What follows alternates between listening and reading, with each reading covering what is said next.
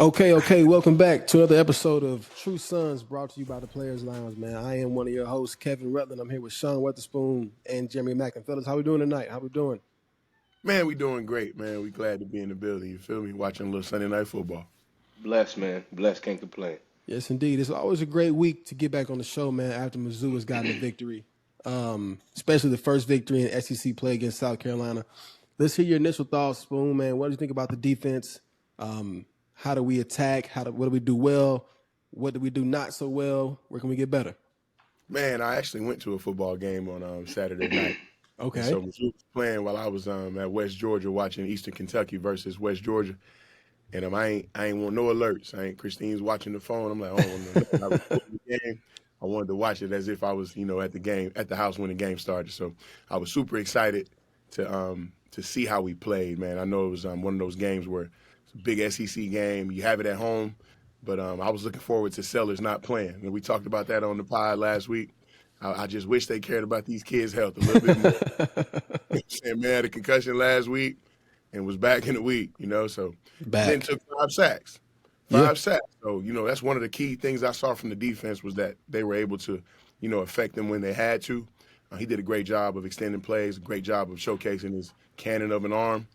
And, I think it was about 5 or 6 passes that went for 20-plus yards. Yeah. Like -9 rushing yards. That's something you can hang your hat on to know that you can stop the run. And if a team is one-dimensional, it doesn't seem like they can get us, even if they have a Heisman-like quarterback there. So it just makes me think that Mizzou practices at training camp must have been really eventful to have one of the top rushing defenses in the country going against, a team that runs the ball like our team does. And I know J-Mac could talk a little bit about that, but it was great to see us affect the quarterback, make the plays when you had to win it, and it's great to see us seal a win. And nice tackle on that pass in front of Josiah Trotter.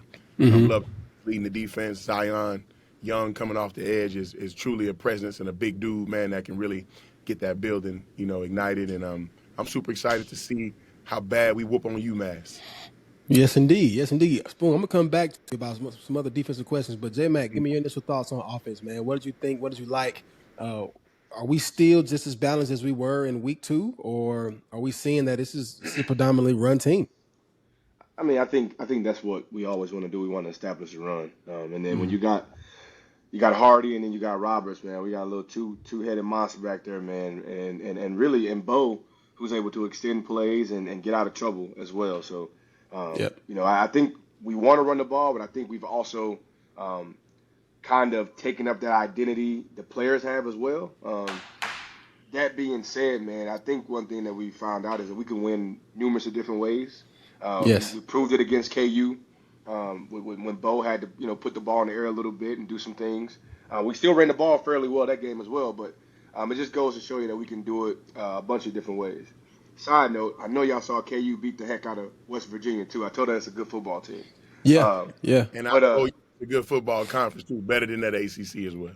You did. You did. I hope Spoon wrong. We'll get to that. Anyways, he's right. I thought we were a little conservative early on, but like you said, we talked off camera, and you said maybe we were just trying to establish the run and really put our footprint down. I would like to have seen us be a little bit aggressive, towards the beginning of that game. But honestly, the only thing that comes from this game for me is it's really easy to call out a part of your team when you lose, right? It becomes a little bit harder to do it when you win, but it means a lot, and that's something they're going to really, really go back to the drawing board on is the secondary defense.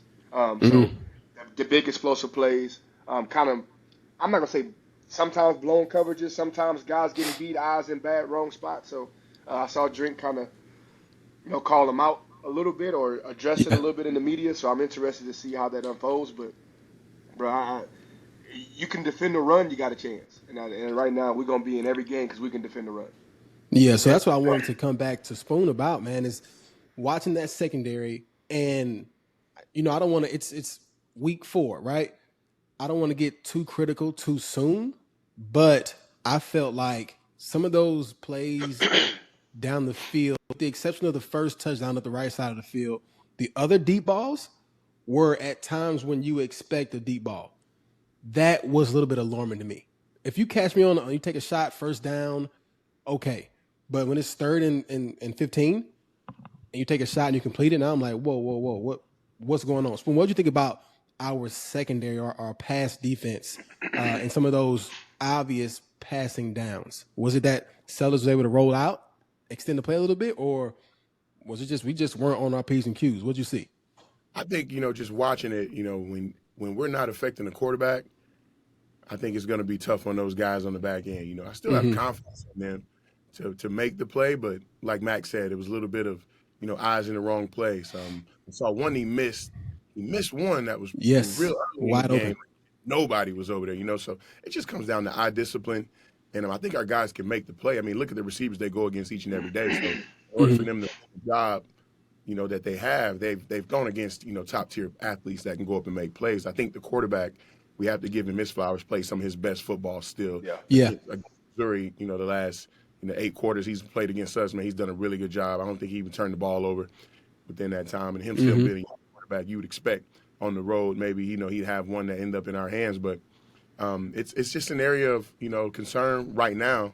But you're playing one of those guys, so he can kind of go out and do things that a lot of other guys can't do. And so you got one of those games coming up, man, where you obviously talked about it a little bit, the concern. So, guys should be on edge. Guys should be working hard this week to make sure that they're not overlooking this opponent. Yeah. It's a great opportunity to go out and show that you can shoot up.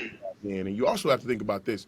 When you're running the ball, when teams can't run the ball, you're more vulnerable to their whole passing arsenal. Yeah. So good point. You'll see concepts that maybe they don't live with as much, and that you didn't get to prepare for as much too. So it's a little bit of both. But ultimately, we got some great athletes at Mizzou. That's just just walking around that campus and seeing those guys practice and watching them against KU. We got some guys there. So we got guys in there that can get it done. I think the defensive line has done a good job of shutting down those run lanes and affecting the quarterback. So moving forward, if we're able to do that, and I think the secondary will come into its own and make me remember some of them names back there, because I know Norwood because he's played.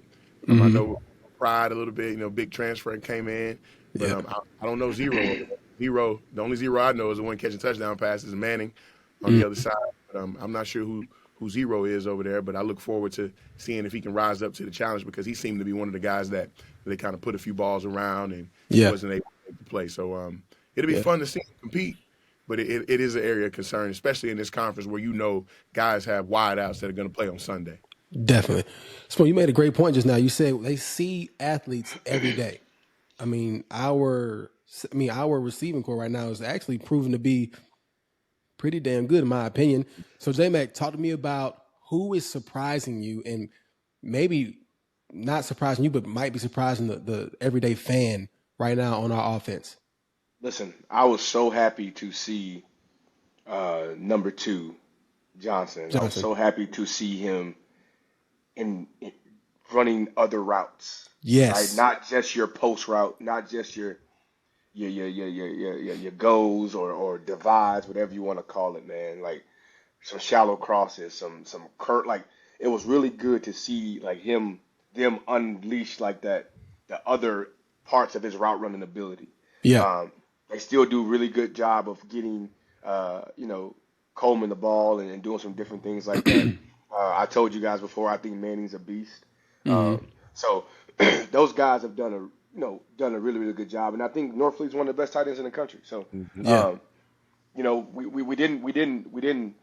When you look on paper, the numbers weren't wow in the passing game, but I thought we made some good plays at the right times. I thought Bo did what he had to do. I thought there was a couple of times where he had to, got a little pressure, and that's to be expected when you're playing against a Stewart on the other side of the ball, but also, you don't have Green out there, so. Your left tackle, your protector. So, it was expected. But I'm super excited to see those guys, man. And I think it'll only get better each and every week. But I was really happy. What stood out to me, like I was kind of glad he had 7 catches for 80 yards. Like, granted, you want that big playability, which he has at any given moment. But, like, okay, now you can put him out there in 12P, him and Coleman. They can go out there. They can run routes, one-on-one coverage, right? Slant routes, out routes, whatever the case may be. So That's kind of what I took from it. I agree. So I want to ask both of you, how good can Hardy be?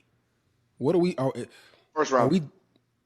Oh, that was insanely quick, J Mac. First rounder, and I believe that Mizzou should start a Heisman campaign for him. Oh my! Hold on. Listen, man. Listen. Like, he has stats, and there's probably running backs in the country right now that may have better stats. I don't know. I haven't looked at it. I know Not he's many. the leading SEC rusher. Yes. Yes. But dog, more importantly, bro, it's the eye test. Are y'all not watching what we watching?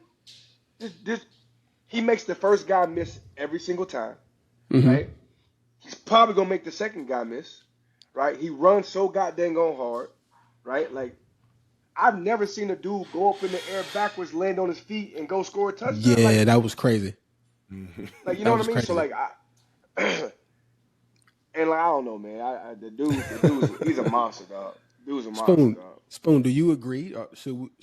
Is it too soon to start a Heisman campaign, or is the proof in the pudding for Hardy? I think for what he's doing right now, you got to look at it and you got to give it that type of attention. He's come out each and every week. If you talk, anybody knows me, they know. I went to Mizzou. They're like, man, that Hardy.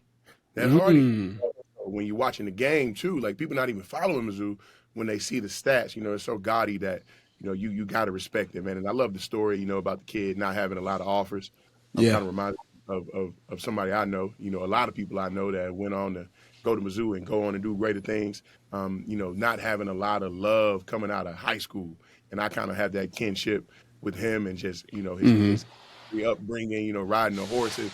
I love the story, and I think that plays a lot, what he's able to do on the horse. They show some film, and he's riding the horse. And I'm not sure if it's a saddle on there or not, but it probably is. But, he just looks smooth on the horse, too. He all over the place, he just kind of just right in the saddle, just manning that thing, man. And I heard he had his horses up at Missouri. He brought them up, so NIL must be treating them nice.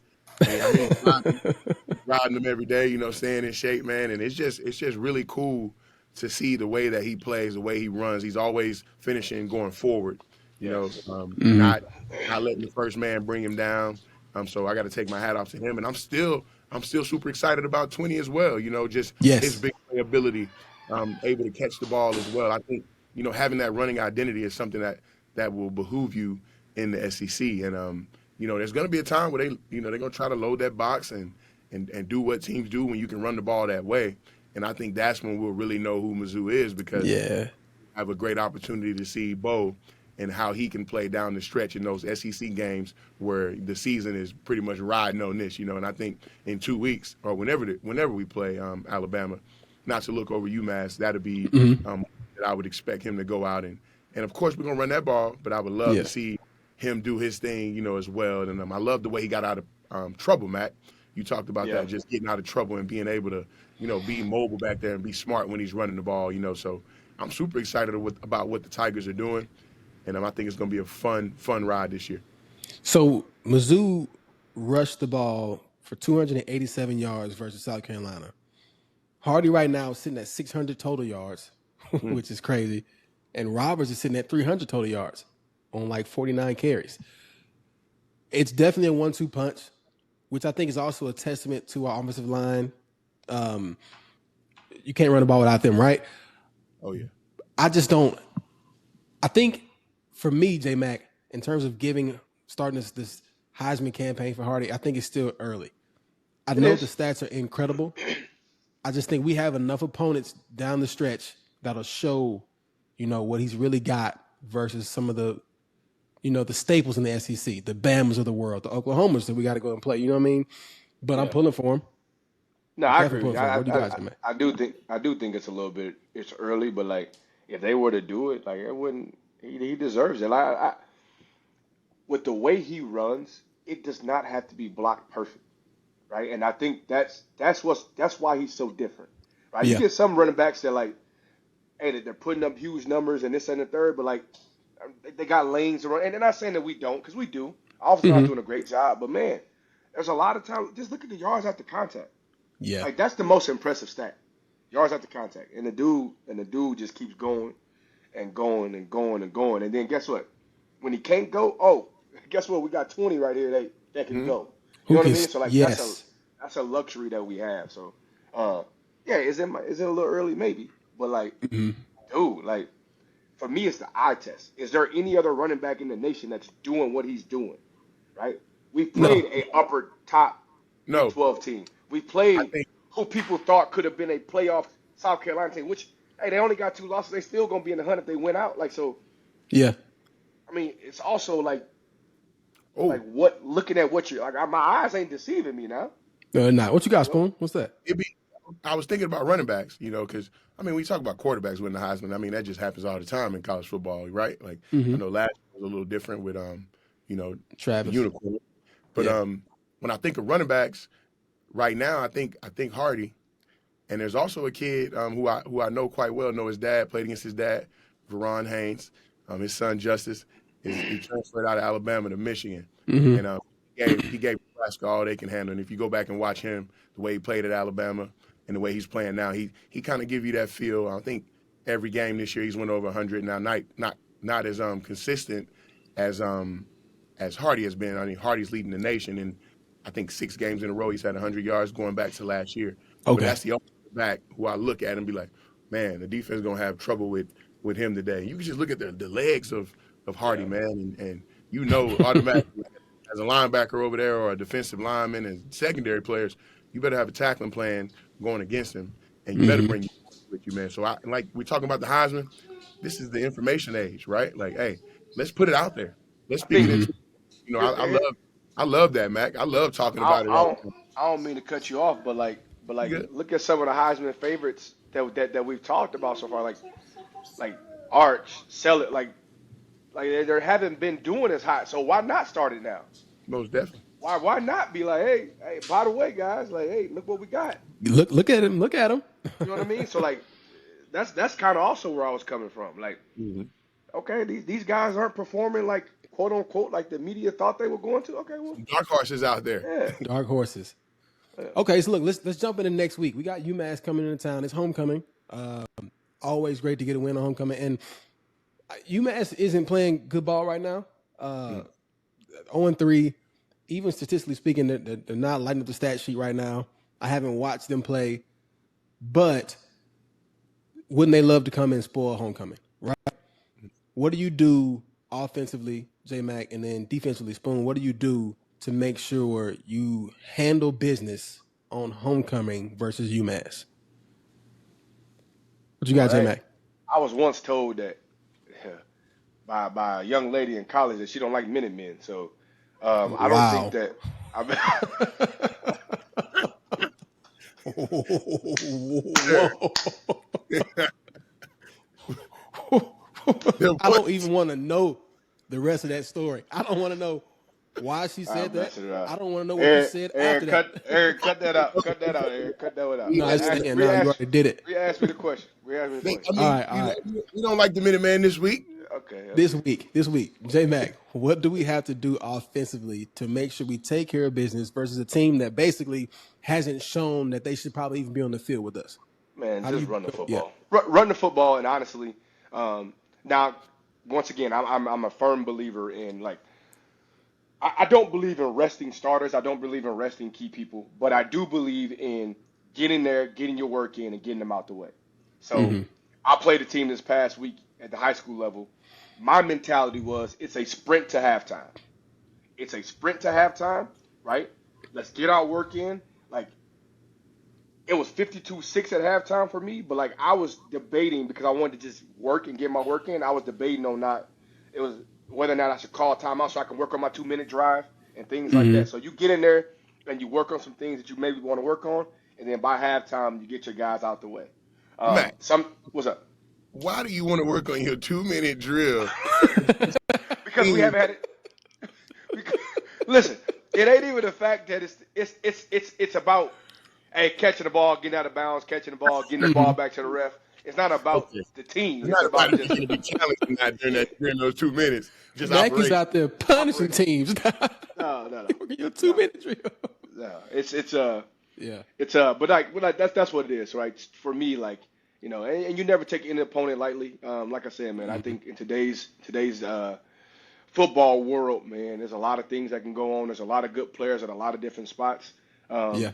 So you go in there, man, you take care of business, right? You do a lot of what you've been doing, all right? Establish the run, impose your will, and physically dominate them up front. And like I said, sprint to halftime and start sprinkling in some guys who you think can help you down the stretch. They just need game reps. Gotcha. Spoon, what do we do defensively? Coming off of a week where some could say we kind of got exposed in an area or two. What do we do versus UMass? And because you know they're going to come out, they're going to take shots. What do we do to kind of sure up some things defensively so that we come out here with a win, a stress-free win defensively? Well, I think all week long, you just talk about those explosive plays that you gave up to South Carolina. You know, you want everybody on edge about that concern. You know, you want them to really tune in to, you know, this is what we've given up. And we know that we're going to go out and defend the run against this team. This team shouldn't be able to, as one of my favorite coaches would say, they shouldn't be able to pee a drop. The run game. You know, so we got to go out there and dominate the line of scrimmage, and you know the ball's going to be in the air. I think this is one of those games where if you get multiple takeaways through the air, it can give you a secondary the confidence going into that Bama game that they can go out there and do it against one of the opponents that are one of the top opponents in the SEC. Yeah. And it's just about the way you go to work. You know, you can't work as if you're playing UMass. Like Mac was talking about, you know, he's taking care of things during his romping of the other team in the first half. That's going to prepare him for down the road, prepare his guys for down the road. You got to have that mindset. Yeah. We want to get out this thing healthy, but ultimately we want to go out there and get our medicine for what part of our game seems to be a little bit under the weather. Definitely. Now, even looking at last week and how the explosive plays happened, I agree with you, Spoon. I think we do have the athletes, and we have seen enough of athletes on the other side of our ball to be able to go out there and cover most teams. So I really don't think it's an issue of talent back there. I think it is maybe a confidence thing. I don't think we've seen a team yet come out and really test us vertically all game. You know what I mean? You see the way the ball come out of his hand? Hey, Sellers can throw now. And we had to see all week that Sellers is the number one quarterback supposedly in the draft. We had to see that all week before he played. So he's shown that he can play. Yeah, I think one of the things is though, like even the first one, like so the one that he missed going towards the construction end. He kind of got hit a little bit, yeah. Yeah, so Pride was playing zone, everybody else was playing man. Yeah. Right? That's what it looked like to me. Or the safety cut something he wasn't supposed to cut. But it looked like everybody else had a body on a body, and Pride kind of was in the area. So that's a communication thing. Okay. Right? You get that communication fixed up, that doesn't happen. Right? I agree. The other ones I said, like, it was for me, it's like eye discipline a little bit. There was even a play it was like a 3rd and long before South Carolina punted deep in that fourth quarter, and they missed the throw, but he had the guy open. Yeah. For me, I have like eyes were in the wrong spots. You know what I mean? So I think you kind of clean up that. You clean up the communication piece of it. And I don't know if it's from coach to player, from players to players. A lot of times it's player to player. You clean that up, man. I think like you said, I think we got the guys that can do it because I like Toriano's going to play on Sundays. I think Norwood has a chance to play on Sundays. So, I'm excited about it. So let's move on into a little bit around college football. What do we see from whatever team you're thinking? I have a few teams in mind that surprising, not so surprising. We expected more out of. I'm going to say right now, what's going on in Clemson is crazy. So then let's just talk about the ACC then. How strong is that conference if you don't have your Clemson Tigers who are good, but now you have Florida State and Miami? Is that all that? Oh, Georgia Tech. Georgia Tech, yeah. Hey, right here on the flats, baby. I think Pitt's pretty good. I haven't seen any of Pitt play. Yeah, Pitt and West Virginia had a fight last week. I'm not sure who came out on top, but they're normally pretty dang good. They started out hot the last few years too. And that's a rival game, so you kind of throw that final score out the window. You know what I mean? And so Pitt ended up winning, yeah, I don't know. I think that's a case of you saw how emotional Dabo got at the end in that press conference, and from the outside looking in, what it felt like is we're potentially seeing the end of a chapter approaching us. That's kind of what it felt like. Now, that being said, Dabo's one of the best coaches in college ball. He's had a tremendous run. Yeah. But it felt like he felt that. You know what I mean? Like, so Yeah. I don't know, man. It was heavy. It's very similar to, like we've seen it before. We've seen teams have these high expectations, and they drop one, then they drop another one, and it just seems like it just spirals, and you can't get it back underneath you. And honestly, they're a quarter and a half away from being 0-4. Like, good point. They were in a dogfight with who was it? I don't know who's Clemson. I forget who it was, but yeah, they were down. They were down by 15 at halftime. That's a good point. So that's a good point. I think they've lost a little bit of that Clemson kind of hard nosed, blue collar. We don't do what everybody else do. We get it out the mud type of mentality. Yeah, and it may be just a little bit too late. A little bit. You say what? Right. What's that, Spoon? I think Dabo dipped into that portal a little bit. He did. And might have a little portal juice in the program, I remember when we got guys out of junior college and they might come in and think, they about to come in and start. And they might get red-shirted, and it might change the vibe of the position room that they may be in. It could be some things, internally that's, having an impact on the way they're playing. But if I expect anybody to right the ship, you got to look at Dabo as being one of those guys that can get it back on track. You just don't know how far gone it is, and it could be the writing on the wall of the end of an era there. So it'll be interesting to see, man. But I was also watching the Indiana and Illinois. That was a shock to me. I thought it was going to be some of this, man. But Indiana, and it kind of reminds me of when Indiana's really good at basketball. Even the Pacers. The energy in their building, you watch. I remember watching Kelvin Sampson when he was there in Indiana, and the building in Bloomington, it was just rocking, right? And I think that game was in Bloomington, if I'm not mistaken. But they got something going up there, and that's a playoff team last year that had to go on the road to play, Notre Dame with a quarterback, who I champion as a pretty damn good football team, and it was interesting to see the way they handled Illinois because I didn't expect that, so that was exciting. You could tell that meant a lot. That was a statement game because there's a lot of people that are putting those two teams in the same category, exactly, in like that same tier. And Indiana was like, no, we up here with Penn State, Ohio State, Oregon. They in that next tier, and really, and I think that was kind of, and that coach has that type of mentality. He's a really, really good ball coach.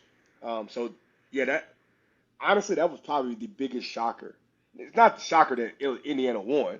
Right. It's just a shocker that you get beat by 50. The fashion, and the Big Ten matchup is crazy. With Indiana, there are two other teams that I'm starting. Well, I guess one other team that I'm starting to think maybe Texas Tech.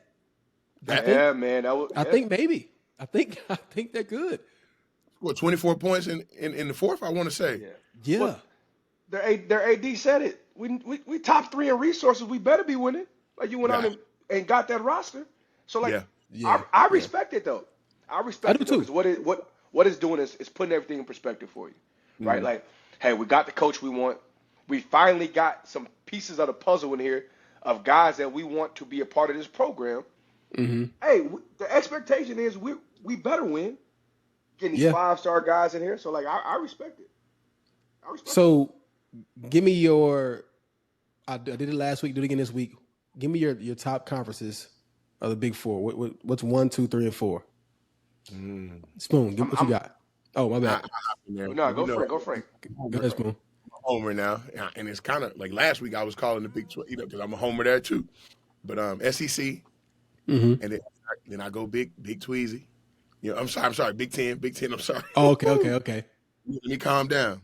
SEC, then I go Big Ten, and then I go Big 12, then I go ACC. But they're kind of, to me, that's I don't think the SEC and the Big Ten are as close as people think they are, but I do think ACC and the Big 12 are rivaling one another right now. And I'm looking at the teams that could possibly shake up college football.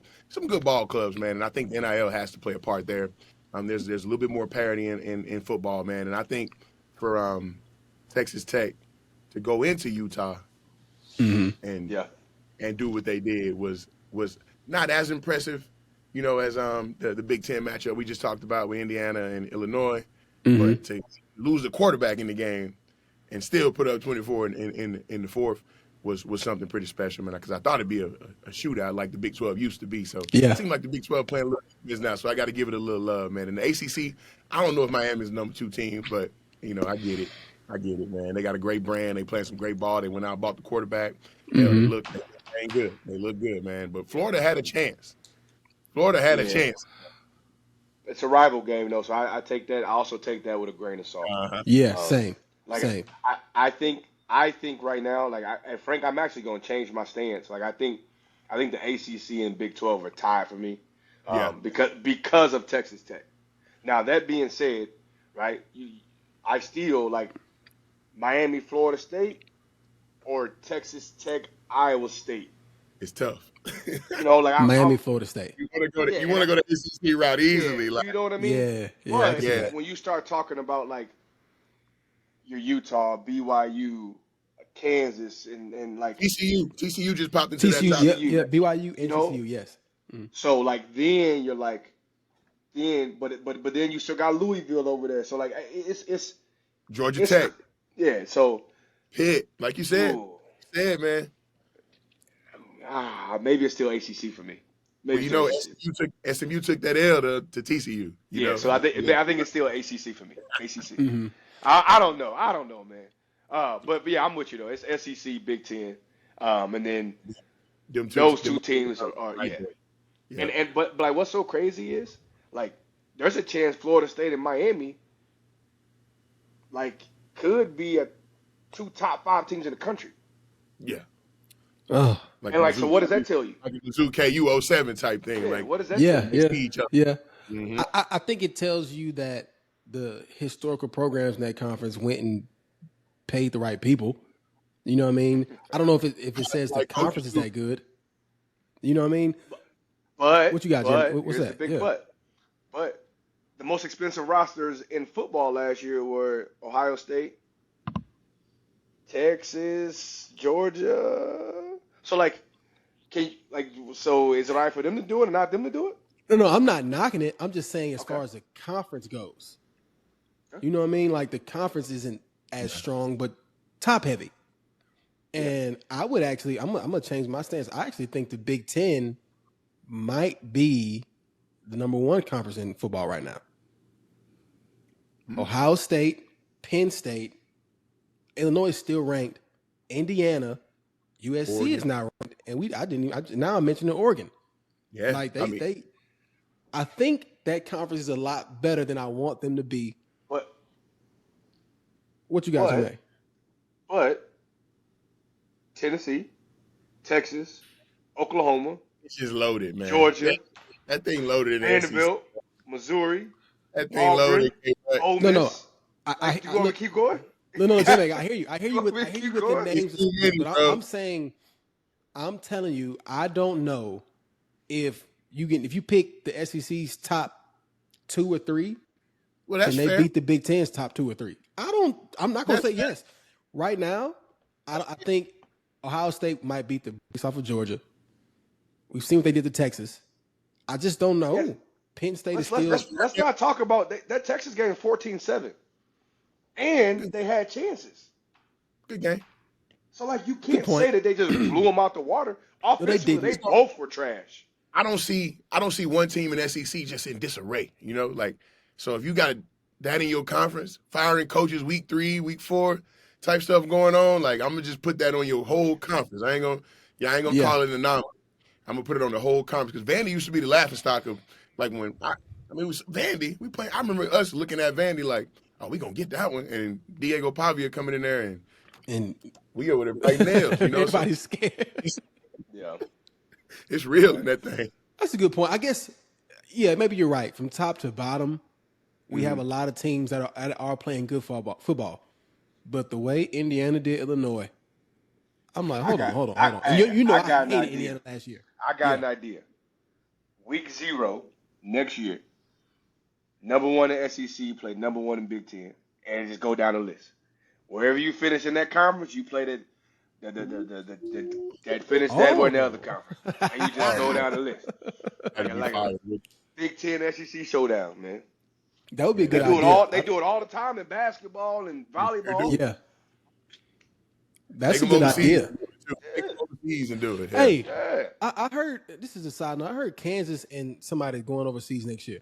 Who is giving these teams overseas play? What's going on? I just talked to a coach from App State who told me that App State may be going over to Brazil and possibly a $4 million check. Now I ain't trying to get nobody in trouble, but who knows who's gonna play over there? Who knows how they're governing these things, man? It's wild. My thing is, take Ohio State and Bama and go over there. Like, what are we doing? Man, them boys ain't. Iowa State they not giving up no home games for that. Them brands ain't giving up no home games for that. You don't need the paper. Yeah. I get it. Okay, it's a lot of money. I thought I was missing something. I thought maybe they're trying to showcase talent from the Big 12. I'm like, what? Come get these SEC schools and take them overseas and show what football really is about. What are we doing? My wife actually worked the K-State Iowa State game, and I'm like, hold on, why they ranked already? And I couldn't. Then I'm like, okay, I see what it is. Like, okay, we build. We gonna talk about your program in another demographic. You're gonna be ranked. It's gonna be the big game. Everybody watching. Like, it's a lot of incentive to be on the main stage. And I think when you talk about going over there, that's what that is, man. It's like kind of like the Monday Night Live for those programs that might not be the the ones that everybody got their eye on. So it enhances the visualization of those programs. Okay, I'll ride with him. All right, look, before we break, fellas, give me score predictions. J-Mac, I don't want to hear anything about you getting it right. I was close this past week. I think I said 31-17. Did you? I think so.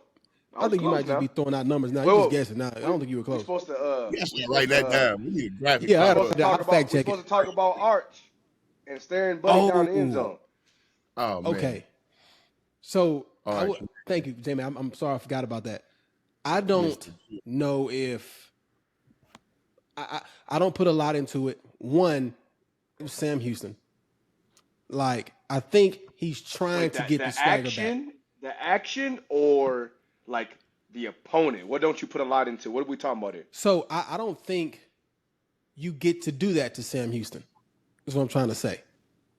Do that when you play one of the dogs. Stare at somebody when you playing a dog. Don't stare at Sam Houston. I'm not staring. It's kind of like he the bully. Yeah, it bully right now, man. Give me your lunch money type stuff. But when OSU was in there, who you staring at? He could hit the backside of a barn. Mm-hmm. Are we staring in? I'm with you. But I said this earlier. Man, we don't know what that dude. We don't know what they were saying to Arch out there. They trying to kill Arch in the media. Yeah. So, like, my thing is this, like, as a competitor, like, I'm gonna let you know a little something. Like, they could have had a whole conversation. He could have been talking about Arch. They could have been calling him what they call it when you got family that was successful. So automatically they just nepotism. Like, yeah, they could have been calling all type of stuff. So yeah, I'm not a fan of that at all because it's not how I operate. That being said, like if it's Sam Houston, if it's Ohio State, like we don't know why he did it. I'm not going. Hey man, cue up the tape, man. I done seen Mac out there. Looking down over, wait, like hold on. They open loopers and stuff. I'm not a fan of that. I'm like, whoa. Look, anybody who's ever had to go up against this man on the field, you beat you and tell you about it. You know what you get with J-Mac. Man, I was feisty. Yeah, dog. So for you to say you're not a fan, I'm like, hold on, this is Mr. Feisty. No. I'm not but like what it is like I'm not a fan of that. No. But like as a coach, I'm not a fan of it. How about that? Is that better? Oh, okay. Yeah. Okay. But I'm just saying though, we don't know what Sam Houston was out there talking to Arch about. And I was happy. I don't care if it was Sam Houston. Arch had a game. I was I happy care. Arch had a game. Hey, I wait. don't, because sometimes that's all. Sometimes that's all it takes to get back on track. Was he Hey, flagged? for instance, check this out. Check this out. Yes. How many people wrote off Daniel Jones? How many people wrote off Daniel Jones? Wait till they stop their run game. I'm right. Everyone. But with Daniel Jones, stop. Wait. Daniel Jones had a shot somewhere and basically fumbled it. It's a little bit different for Arch. This is his only place. Arch ain't never had the shot yet. Y'all gotta let him have the shot. That's the thing about it. Y'all gotta let the dude have the shot. He don't look like no shooter. He don't look like no shooter to me.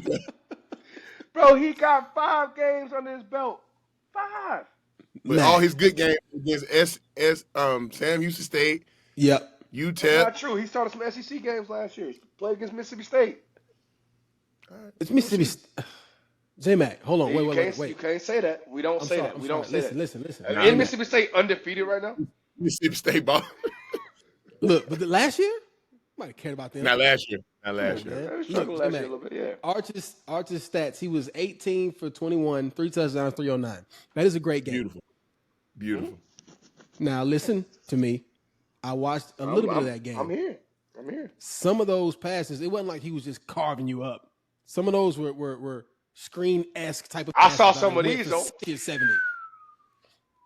Okay. Some of those. How many of those did you see? Well, I saw at least one to Wingo. But, he wasn't, in my opinion, I didn't see him go carve up a defense. And I'm not saying he should be, but to one of my good friends, Chalky Brown, said, if Arch doesn't go crazy, like in this past game, Sam Houston had the last ranked pass defense in the country. You got to kill them. That's what he said. He was like, if he doesn't go crazy, now I can see why there's some skeptics. Did he? He did it, though. Yes. I tell you what. If I throw it to my running back in the flat and he goes for 60, is that me? Oh, my God, man. I can't wait to see him in the green room waiting. Unless he play like we believe he can play. Mm-hmm. I want to see him. Y'all non-believers. I'm a believer. I need to see it. I'm with Spoon. I got to see it first. Just give him a little time. I see a great athlete. I see, he looked the part. He got the moxie. Okay, let me ask y'all a question. Would y'all take Arch on the Missouri Tigers? He ain't no Bo Pribula. No. That's not what I asked you. Y'all taking Bo over Arch?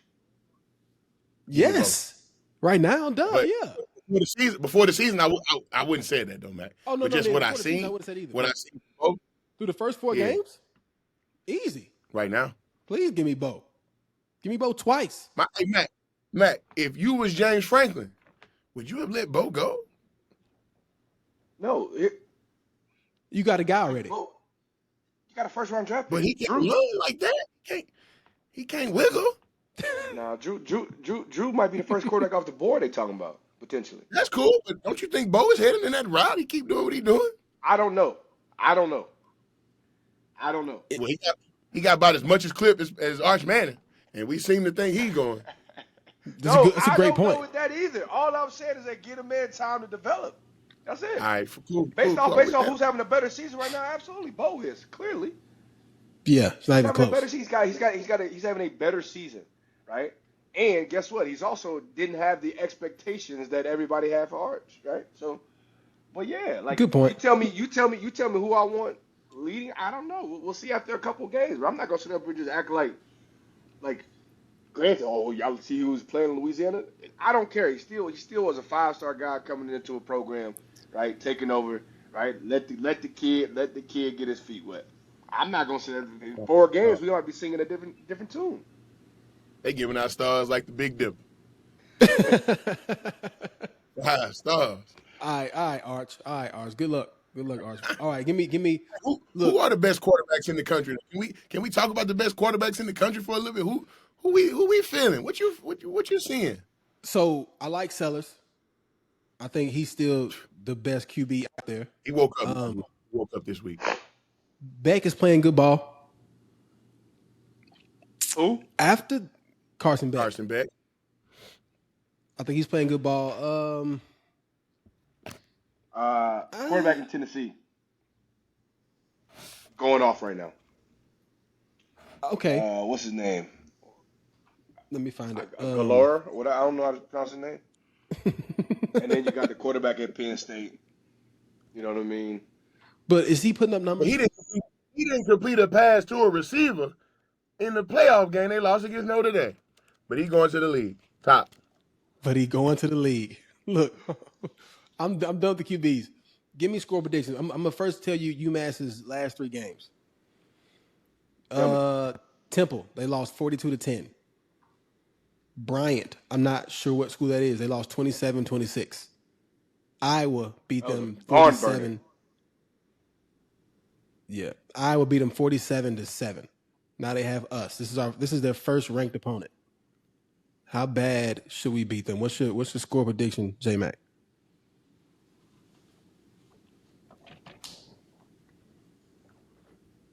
I'm gonna go.